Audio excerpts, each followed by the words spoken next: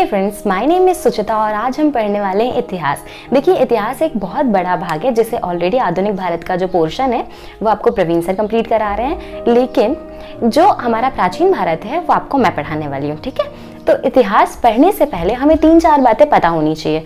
पहली बात, इतिहास क्या है, क्यों पढ़ा जाता है और हम इसे कैसे पढ़ने वाले हैं।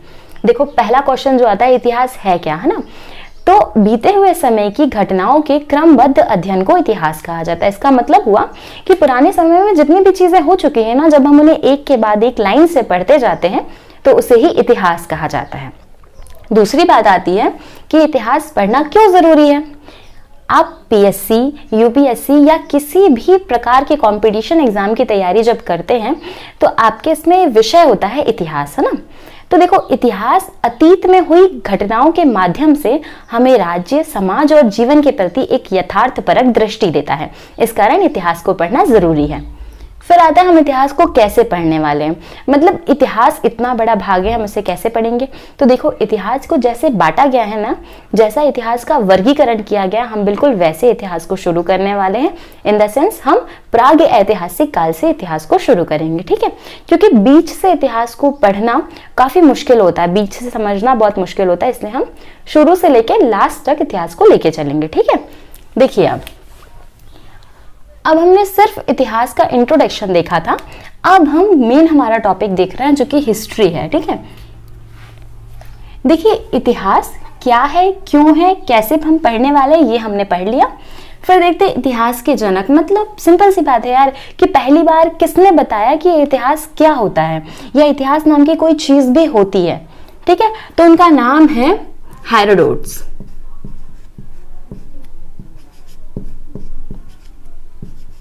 जो हेरोडोटस हैं, ये एक ग्रीक इतिहासकार हैं या यूनानी लेखक है। देखो, ग्रीक यूनानी एक ही होता है ना। इतिहासकार है। हेरोडोटस ने अपनी एक किताब लिखी जिसका नाम था हिस्टोरिका। हेरोडोटस की किताब है जिसका नाम है हिस्टोरिका, और हिस्टोरिका में हेरोडोटस ने इतिहास का वर्णन किया।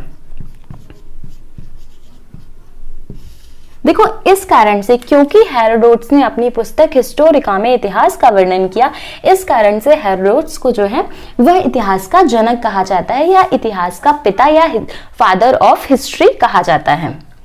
देखिए, अब इतिहास को देखते हैं हम। तो इतिहास को मुख्य रूप से 3 भागों में विभाजित किया गया है। ये आपको दिख रहा है, प्राग ऐतिहासिक काल, आग्य ऐतिहासिक काल और तीसरा हमारा आता है ऐतिहासिक काल। देखो, पहले ना हम इन चीजों को थोड़ा समझ लेते हैं, उसके बाद हम इसे एक स्टोरी वे में तैयार करने की कोशिश करेंगे। ठीक है, हम ट्रिक वाइज कुछ ऐसे तरीकों से इस्तेमाल करेंगे इनको याद करने के लिए कि हमें थोड़ा इजी तरीके से ये याद हो जाए। ठीक है, पहला आता है प्राग ऐतिहासिक काल। देखिए, पहली बात, इस काल में लिपि नहीं थी। इसका मतलब है कि इस समय न मानव ने कुछ लिखा, जब लिखा ही नहीं तो उसे पढ़ेंगे कैसे, तो उसे पढ़ा भी नहीं गया। लेकिन आगे ऐतिहासिक काल आते आते ये वो समय है जब हड़प्पा सभ्यता वगैरह यहाँ पे थी, है ना। तो इस समय में यहाँ पर लिपि तो थी लेकिन इसे पढ़ा नहीं जा सका। इसका मतलब है ऐसा लिखा गया कि उसे कभी पढ़ा ही नहीं गया यार। फिर हम देखते हैं ऐतिहासिक काल। देखिए, ऐतिहासिक काल में लिपि भी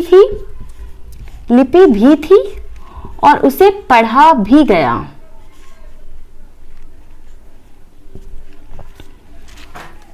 यहां तक की बात समझ में आई। हमने समझा इतिहास क्या है, क्यों, कैसे। इतिहास के जनक हेरोडोटस, उनकी पुस्तक का नाम हिस्टोरिका। ये एक ग्रीक इतिहासकार थे। इतिहास का विभाजन या वर्गीकरण 3 भागों में किया गया है, प्राग ऐतिहासिक काल, आग्य ऐतिहासिक काल और ऐतिहासिक काल। ठीक है, देखिए, प्राग ऐतिहासिक काल जो है, अब इस काल को 4 भागों में बांटा गया है। प्राग ऐतिहासिक काल को 4 भागों में बांटा गया है, और वो 4 भाग कौन से हैं, तो वो है, पहला आता है हमारा पुरापाषाण काल। देखिए, पहला आता है पुरापाषाण काल। दूसरा हमारा आता है मध्य पाषाण काल। तीसरा हमारा आता है नवपाषाण काल। और चौथा जो हमारा आता है वो होता है ताम्रपाषाण काल। देखिए कई जगह जो प्राग ऐतिहासिक काल है उसे सिर्फ 3 भागों में बांटा गया है, लेकिन हम ताम्र पाषाण काल को साथ में लेकर चल रहे हैं, तो चौथा भाग जो है वो ताम्र पाषाण काल का है। देखिए अब क्या होता है, अब यहां से ना इतना आपको समझ में आ गया होगा, ठीक है। यहां से क्या करते हैं हम ना स्टोरी फॉर्म में पढ़ते हैं चीजों को। स्टोरी फॉर्म में ऐसे जैसे छोटे बच्चे तैयार करते हैं ना, वीडियो या इमेजेस के फॉर्म में जब चीजें पढ़ी जाती हैं तो वो काफी दिनों तक और काफी देर तक आपको याद रहती है, ठीक है।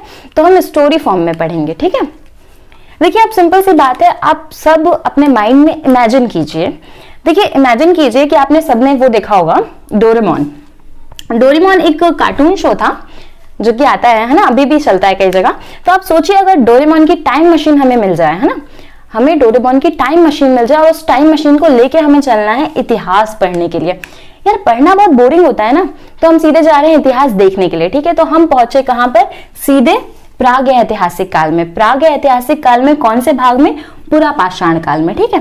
तो हमने वहां पे देखा कि पुरा पाषाण काल के समय में हम खुद देख रहे हैं, जब हम गए तो हमने देखा वहां पे यार बहुत अजीब अजीब से इंसान है यार, बहुत अलग टाइप के हैं ये लोग। तो मतलब इनका जो बिहेवियर है वो बहुत ज्यादा अलग है यार। ये तो सिर्फ खाने के लिए ही होते हैं, इन्हें सिर्फ खाना चाहिए और सोना चाहिए, है ना। तो हमने देखा पूरा पाषाण काल में जो मानव है वो सिर्फ और सिर्फ खाना खाता है और सो जाता है ना। तो खाना उसको कहां से मिलता है, तो मानव ने क्या किया, मानव ने पूरा पाषाण काल में हमने देखा उसने शिकार करना शुरू किया। शिकार कैसे करेगा वो, तो उसने औजारों का प्रयोग किया शिकार करने के लिए और घूमता रहता था दिन भर, कहीं यहाँ रहना है, फिर उसके कुछ दिनों बाद वो कहीं और चला जाता था, घूमता ही रहता था मानव, है ना। तो इस टाइम में हमने देखा कि मानव ने खाना खाने के लिए शिकार करना प्रारंभ किया। शिकार करता था, वो जानवरों को मारकर खाना खाता था। दूसरी बात हमने देखी कि मानव घूमता रहता था। और तीसरी बात हमने देखी कि मानव ने क्या किया, खाना खाने के बाद मानव को सीधी सी बात है उसे सोने की जरूरत पड़ी और वो सोना चाहता था। सोने के लिए उसने पत्थरों की गुफाएं बनाई। जो पत्थर थे, पत्थरों को काट कर उसने गुफाएं बनाई, या कुछ ऐसे पत्थरों को जोड़कर उसने गुफा बनाई जिसमें वो रह सके, ठीक। तो पूरा पाषाण काल में हमने 3 से 4 चीजें देखी। पहली चीज हमने क्या देखी, मानव जो है वो शिकारी प्रवृत्ति का है, खाना बदोश प्रकार का है, उसे खाद्य संग्रहण करना होता है, शिकार करता है। वो शिकार किससे करता है, औजारों से। औजार आकार में बड़े होते थे क्योंकि बड़े से जानवर को मारने के लिए बड़े आकार के औजार उसे लगता था कि उस टाइम काम करेंगे, है ना, ठीक। तो यहां तक की बात समझ में आई। देखिए अब हम इसी चीज को लिख लेते हैं, नोट कर लेते हैं कि पूरा पाषाण काल में हमने क्या देखा। पहली बात हमने देखी कि मानव जो है वो घुमंतु है। घुमंतु का मतलब ये होता है कि मानव यहाँ कुछ दिन यहाँ रुक के फिर अगले दिन कुछ दिनों बाद कहीं और चला जाता है, फिर कुछ दिनों बाद कहीं और चला जाता है ना। तो पूरा पाषाण काल में मानव की प्रकृति जो है वो घुमंतु है, वो घूमता रहता है। फिर खाने का संग्रहण करता है, तो खाद्य संग्रहक है। खाद्य का संग्रहण करता है जब वो, और खाद्य का संग्रहण वो किस प्रकार से करता है, तो जानवरों को वो अपने हाथों से तो नहीं मार सकता क्योंकि उसके अंदर इतनी ताकत नहीं थी। तो वो जानवरों को जो मारता था वो करता था शिकार। और शिकार वो किससे करता था, तो औजारों से शिकार। और शिकार भी किस चीज से, तो औजारों से वो शिकार करता था। और औजार किस चीज के बने होते थे अगर पूछा जाए, तो औजार भी पत्थरों के ही बने होते थे। उस टाइम कोई धातु नहीं थी, तो एक पत्थर है जिसका नाम है बलुआ पत्थर। बलुआ पत्थर से जो है मानव जो है वो जानवरों का शिकार करता था, ठीक है। और चौथी बात जो हमें देखने मिलती है, क्योंकि अब मानव ने देखो घूम लिया, शिकार कर लिया, खाना खा लिया, पेट भर गया उसको, तो उसका अब आराम करने का टाइम है ना, उसको सोना है। तो सोने के लिए एक सुरक्षित निवास चाहिए। कहीं अगर वो खुले में सोएगा तो कोई जानवर हो सकता है उसे मार के खा जाए, या हो सकता है कोई आपदा आ जाए जिससे वो मर जाए, उसे चोट लग जाए। तो इस कारण से एक सुरक्षित स्थान की तलाश में मानव ने गुफा निवास किया। क्या किया, गुफा निवास। गुफा निवास। और गुफा निवास के जो साक्ष्य हैं वो कहाँ से मिलते हैं, तो देखो गुफा निवास के जो सबसे ज्यादा साक्ष्य, सबसे बड़े साक्ष्य जो हैं वो मध्य प्रदेश के भीमबेटका से मिलते हैं, एमपी के भीमबेटका से।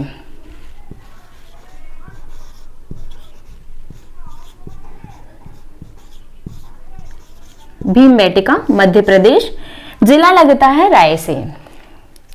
ठीक, यहां तक की बातें क्लियर हुई। पुरापाषाण काल में हमने क्या क्या देखा? मानव घुमंतु प्रकृति का है, खाद्य पदार्थों का संग्रहण करता है, शिकार करता है, औजारों से औजार बलुआ पत्थर के बने हुए हैं, गुफा निवास करता है। मध्य प्रदेश के भीमबेटका में इसके साक्ष्य मिले हैं, किस चीज के? गुफा निवास के। ठीक है, अब देखिए, सोचिए, अब जो हमारी टाइम मशीन थी उसको हमने पुरापाषाण से मध्य पाषाण में लेके आए, है ना। पुरापाषाण काल का टाइम खत्म करके हम मध्य पाषाण काल की तरफ आए और हमने अब यहाँ पे क्या देखा? देखो, अब हम देखते हैं यहाँ पे कि जो ये इंसान था ना, जो पुरापाषाण काल में ये सारी चीजें कर रहा था, उसी को हमने सेम एज इट इज देखा। देखो, सिंपल सी बात है, अगर कोई इंसान, बहुत सारे कबीले होंगे वहां पे, है ना, आदि मानव के भी बहुत सारे अलग अलग कबीले होंगे, तो ये जो पुरापाषाण काल वाला जो मानव था, जो खाद्य का संग्रहण कर रहा था और साथ ही साथ में शिकार कर रहा था और गुफा निवास कर रहा था, है ना, अब इसे अपना परिवार बढ़ाना है। परिवार बढ़ाने के लिए सीधी सी बात है, ये किसी ना किसी स्त्री से विवाह करेगा। तो जब इसने किसी लड़की से विवाह करने का सोचा, तो हम देखते हैं मध्य पाषाण काल में इसने क्या किया? विवाह करने के लिए सोचा। अब विवाह किया इसने, तो जब गुफा में ये अपने आराम कर रहा था जब ये, तो इसे लगा कि यार बाहर से कोई जानवर ना आ जाए या हमारी रक्षा कौन करेगा, तो इस कारण इसने एक पशु पाला। ठीक है, तो पशुपालन के जो साक्ष्य मिलते हैं वो हमें मध्य पाषाण काल में मिलते हैं, और मध्य पाषाण काल में जो पशुपालन के साक्ष्य मिलते हैं वो हमें दो जगह से मिलते हैं। पहला है हमारा राजस्थान बागौर और दूसरी जगह है हमारा आदमगढ़ होशंगाबाद। दोनों जगह से हमें मानव के पशुपालन के साक्ष्य मिलते हैं। ठीक, अब दूसरी बात क्या हुई? मानव का दिमाग अब थोड़ा थोड़ा तेज होने लगा। देखो, अब उसने पशु पाल लिया अपनी रक्षा के लिए, अपनी स्त्री की रक्षा के लिए, या अपने बच्चों के, अपने परिवार की रक्षा के लिए उसने पशु पाला। और पशु उसने जो पाला वो बहुत सोच समझ के पाला। देखो, उसने पाला था कुत्ता। देखो, कुत्ता एक ऐसा जानवर है जो कि सर्वाहारी होता है। अगर आप उसको शाकाहारी खाना दोगे तो भी वो खा लेगा, और अगर आप उसको मांसाहारी खाना दोगे तो भी वो खा लेगा। और दूसरी बात, कुत्ता जो है बहुत ईमानदार होता है। अगर आपने कभी देखा हो कि अगर आपने कुत्ते को एक रोटी डाली है, तो वो जो कुत्ता है ना, वो दूसरे दिन भी आपके पीछे जरूर आएगा कि शायद आप उसे रोटी दे दो। और वो अगर आपने उसको 2-3 दिन कंटिन्यू रोटी डाल दी या फिर बिस्किट दे दिया, जो भी आप देते हैं, अगर आपने उसे दे दिया, तो वो तीसरे चौथे दिन के बाद से आपके घर के बाहर ही बैठने लगेगा, रातों में आपके घर की देखरेख करने लगेगा। इस कारण से मानव ने जो पहला पशु पाला वो पशु पाला था कुत्ता। इतना देखा हमने, है ना। अब इसके बाद हमने एक और चीज देखी कि मानव का दिमाग बढ़ने लगा, तो उसने क्या किया? अपने औजारों का जो आकार था उसको छोटा करना प्रारंभ कर लिया। जो उसने बड़े आकार के औजार बनाए थे ना, वो भारी होते थे, इस कारण से उसने औजारों को छोटा किया और नुकीला किया, और औजारों को तीखा बनाने लगा, जिससे वो जानवर को एकदम से लगे और वो शिकार जो है वो जल्दी से मर जाए, है ना। तो ये चीजें, और उन औजारों को क्या कहा गया? उन औजारों को माइक्रोलिथ कहा गया। माइक्रोलिथ कहा गया। ठीक है, अब क्या हुआ? इसी के साथ साथ में एक और चीज होती है। देखो, मानव ने जो कुत्ता पाला था ना, एक टाइम के बाद जब इंसान खत्म हो जाता है ना, तो लोगों को ये लगने लगा यार ये तो मर गया, पर अब धरती के नीचे जब इसको हम मतलब जब हम इसकी समाधि बना रहे हैं, जब हम इसे धरती के नीचे रख रहे हैं, तो इसकी रक्षा वहां पे कौन करेगा? तो उसका जो पालतू कुत्ता था या उसका जो प्रिय जानवर था, उसे उसी के साथ गड़ा दिया गया। तो मतलब सीधी सी बात है कि कुत्ते को साथ में दफनाने के साक्ष्य कहां से मिलते हैं? तो ये मध्य पाषाण काल वाले हिस्से से ही मिलते हैं। ठीक है, देखिए आप यहां तक कहानी समझ में आई। पुरापाषाण काल, मध्य पाषाण काल। ठीक है, मध्य पाषाण काल में अब हमने जो जो चीजें देखी वो हम लिखेंगे, है ना। पहली चीज हमने देखी कि मानव ने सबसे पहले क्या किया? पशुपाला। पशुपाला, तो पशुपालन मानव ने किया। पशुपालन के साक्ष्य कहां कहां मिलते हैं? देखिए, साक्ष्य हमने दो जगह पढ़े। पहली जगह है राजस्थान और दूसरी जगह है मध्य प्रदेश। राजस्थान में जगह का नाम है बागौर, बागौर, और मध्य प्रदेश में जो जगह है उसका नाम है होशंगाबाद, आदमगढ़, आदमगढ़। ठीक, दूसरी बात, मानव ने अब क्या किया? देखो, पशुपालन तो किया ही था। पशुपालन में उसने क्या पाला? तो उसने कुत्ता पाला, है ना। और कुत्ते पालने के जो साक्ष्य है वो तो हमने पढ़ लिया, बागौर और राजस्थान बागौर और मध्य प्रदेश के आदमगढ़ से जो है इसके साक्ष्य मिले हैं। ठीक है, पर इसने कुत्ते को साथ में दफनाया भी, तो दफनाने के साक्ष्य मतलब सीधी सी बात है कि कुत्ते को दफनाने के साक्ष्य कहाँ से मिलते हैं, तो हमारे मध्य पाषाण काल के आदमगढ़ मध्य प्रदेश और बागौर राजस्थान से कुत्ते को साथ में दफनाने के साक्ष्य भी मिले हैं। साथ ही साथ में हम अगर तीसरी चीज देखते हैं तो मानव ने क्या किया, यहाँ पे औजार इसने आकार में छोटे कर लिए, औजारों को छोटा कर लिया, है ना। औजारों को आकार में छोटा किया और सिंपल सी बात है, औजारों को आकार में इसलिए छोटा किया कि वो ज्यादा नुकीले और हल्के हो जाए, जिससे शिकार को अच्छे से लग पाए और शिकार जल्दी से मर जाए, है ना। मानव की बुद्धि का विकास आप देख रहे हैं धीरे धीरे हो ही रहा है। हाँ, एक और चीज, मानव ने आग का प्रयोग और आग का जो आविष्कार था वो भी कर लिया। आग का आविष्कार मानव ने नव पाषाण काल में किया और वहीं आग की खोज जो है वो पुरा पाषाण काल में हो चुकी थी। ठीक है, तो फिर देखिए अब आते हैं नव पाषाण काल में, है ना। नव पाषाण काल में हमने बहुत सारी चीजें देखी, जिसमें पहला जो हमारा आता है, देखो नव पाषाण काल को ना समझना इंपॉर्टेंट है ना। देखो अब क्या करते हैं हम, जो हमारी टाइम मशीन जो हमने पूरा पाषाण काल में लेके गए, फिर मध्य में, फिर नव में, अब लेके चलते हैं नव पाषाण काल में। देखो अब मानव ने क्या किया, देखो उसकी शादी हो गई, उसने उसका संसार बढ़ने लगा, उसने अपने परिवार को बढ़ाया, उसने अपनी सुरक्षा के लिए गुफा निवास किया, साथ ही साथ में अपने बच्चों के, अपने परिवार की सुरक्षा के लिए उसने एक पशु पाला, कुत्ता। ठीक है, अब इसके बाद सीधी सी बात है, मानव की बुद्धि का इतना विकास नहीं होता, परंतु क्या इतना भोजन पर्याप्त होता होगा पूरे शिकार के लिए कि हम जितना शिकार हम करते हैं उससे क्या पूरे कुटुंब का पालन हो जाता होगा। तो सिंपल सी बात है कि मानव ने, आप मान लीजिए कि हम देख रहे हैं कि यार एक पेड़ था, उस पेड़ में से फ्रूट गिरा, मानव ने उसे खाया, उसे टेस्टी लगा, उसने उसका बीज वहीं फेंक दिया। कुछ दिनों बाद उसने देखा कि वहां पे पेड़ उगाया, तो उसे समझ में आया कि यार ऐसा भी कुछ होता है, मतलब अगर हम, हो सकता है कि बीजों को डालें तो हो सकता है पेड़ उग जाए। तो इसी तरह से मानव ने खेती की। तो नव पाषाण काल में आकर मानव ने कृषि की। इसके पहले हमने पढ़ा था कि मानव 10 दिन यहाँ रुकता था, 5 दिन वहां, 3 दिन वहां घूमता रहता था, घुमंतु प्रकृति थी। लेकिन सोचिए आप खुद, जब मानव ने कृषि प्रारंभ की या खेती प्रारंभ की, तो एक खेती को करने के लिए मानव को कम से कम 3 से 4 महीने एक ही जगह रुकना पड़ेगा। और दूसरी बात, अब तो उसका परिवार भी बढ़ गया था, वो कहीं जा नहीं सकता, है ना। तो मानव ने यहां पर आने के बाद क्या किया, तो यहां पर आने के बाद मानव ने कृषि की। ठीक है, और जब इसने कृषि की तो कृषि मानव ने की और उसने क्या बोया, सबसे पहली बात तो ये आती है ना दिमाग में कि यार उस टाइम में क्या रहा होगा जो उसने बोया, या हमें कैसे पता चला। तो देखो कृषि के जो साक्ष्य मिलते हैं ना, वो हमें 3 जगहों से मिलते हैं। ठीक है, कृषि के जो साक्ष्य मिलते हैं हमें नव पाषाण काल में 3 जगह से मिलते हैं। देखो पहली जगह का जो नाम है हमारा, पहली जगह का नाम है मेहरगढ़। मेहरगढ़, पहली जगह का नाम है मेहरगढ़। और साथ ही साथ में जो दूसरी जगह है हमारी, वो है कोल्डी हवा। कोल्डी हवा। और तीसरी जगह जो है वो है लोहरादेव।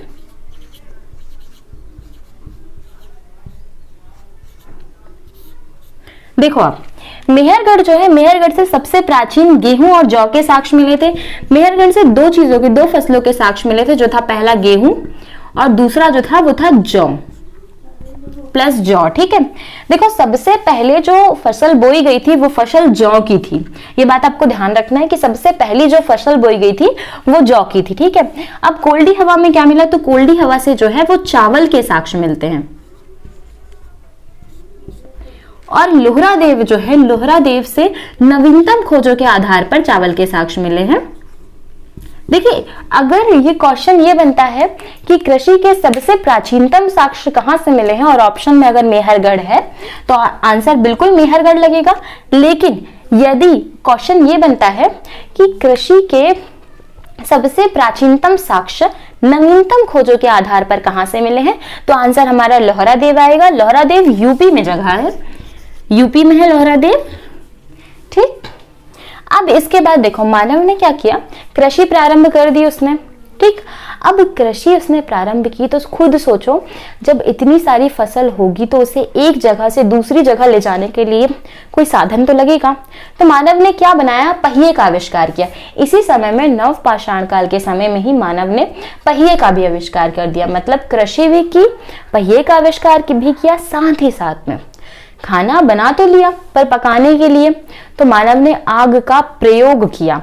देखो, आग का जो आविष्कार है वो पहले ही पूरा पाषाण काल में हो चुका है। आविष्कार नहीं, सॉरी, आग की जो खोज है वो जो है पूरा पाषाण काल में हो चुकी है, और पहिए का जो आविष्कार है वो हमारा नव पाषाण काल में हुआ है। ठीक है। अच्छा, दो बातें। पहली जो बात है वो है आविष्कार। आविष्कार, देखो आविष्कार का मतलब क्या होता है, और दूसरी जो बात है वो है हमारी खोज। तो खोज का मतलब क्या होता है ना।